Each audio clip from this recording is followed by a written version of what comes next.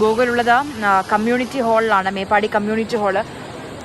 ഗോകുൽ, പണ്ട് ഈ കല്യാണങ്ങളും ആഘോഷങ്ങളും ഒക്കെ നടന്നിരുന്ന ഒരു സ്ഥലമാണ് ഈ കമ്മ്യൂണിറ്റി ഹാൾ. ഇപ്പോൾ അത് അക്ഷരാർത്ഥത്തിൽ ഒരു മോർച്ചറിയായി മാറിയിട്ടുണ്ട്. എത്ര മൃതദേഹങ്ങൾ, 86 മൃതദേഹങ്ങൾ എന്നായിരുന്നു അവസാനം വന്ന കണക്ക്. എത്ര പേര് അതിൽ തിരിച്ചറിയാൻ കഴിഞ്ഞിട്ടുണ്ട് ഗോകുൽ?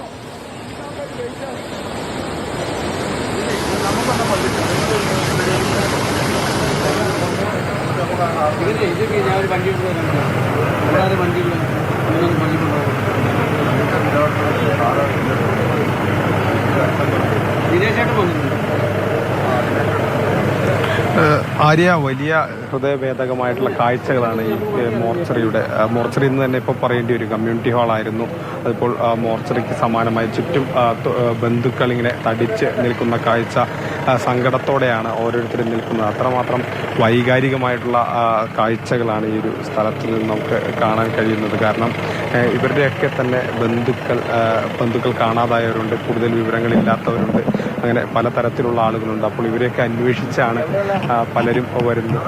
ആരെങ്കിലും ഫ്രണ്ടിന്റെ ഫാമിലി ഉണ്ടായിരുന്നു, അപ്പം ബോഡി വാങ്ങാൻ വേണ്ടി നിൽക്കും. 5 പേര് പോയി. തിരിച്ചറിഞ്ഞോ?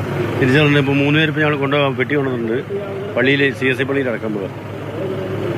വേറെ കൂടുതൽ ആരെങ്കിലും കുറിച്ച് എന്തെങ്കിലും വിവരമുണ്ടോ? അവിടുത്തെ 2 പേര് ഇനി തിരഞ്ഞുകൊണ്ടിരിക്കുന്നത്, കിട്ടിയിട്ടില്ല. ഇപ്പോൾ അവിടെ മുണ്ടക്കയിൽ കിട്ടിയിട്ടെന്നാണ് പറഞ്ഞേക്കുന്നത്. ഇവിടെ എത്താൻ വേണ്ടി ഞങ്ങൾ വെയിറ്റ് ചെയ്തുകൊണ്ടിരിക്കുക.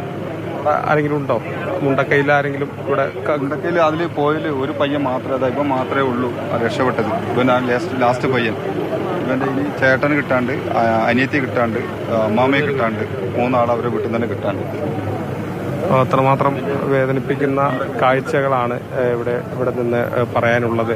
അങ്ങനെയാണ് ഓരോരുത്തരുടെയും നമ്മൾ നോക്കുമ്പോൾ എല്ലാവരുടെയും അവസ്ഥ ഏകദേശം ഇങ്ങനെയൊക്കെ തന്നെയാണ്.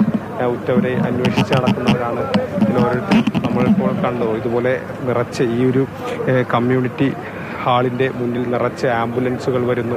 അതിനടുത്തേക്ക് വരെ മേപ്പാടി ഗ്രാമപഞ്ചായത്തിൻ്റെ കോൺഫറൻസ് ഹാളിൻ്റെ അടുത്ത് വരെ ഈ പറയുന്ന ആംബുലൻസുകൾ കൊണ്ട് നിറയുന്ന ഒരു സാഹചര്യം. അങ്ങനെ ഓരോരുത്തരെയായി തന്നെ തിരിച്ചറിയാനായി കാത്തു നിൽക്കുന്ന ബന്ധുക്കൾ, എന്താണ് വിവരമെന്ന് അറിയാത്ത ആളുകൾ, ഉറ്റവരെ, അടുത്ത ബന്ധുക്കളെയൊക്കെ നഷ്ടപ്പെട്ട ആളുകൾ, അങ്ങനെയുള്ളവരാണ് ഇവിടെ ഭൂരിപക്ഷവും ഉള്ളത്.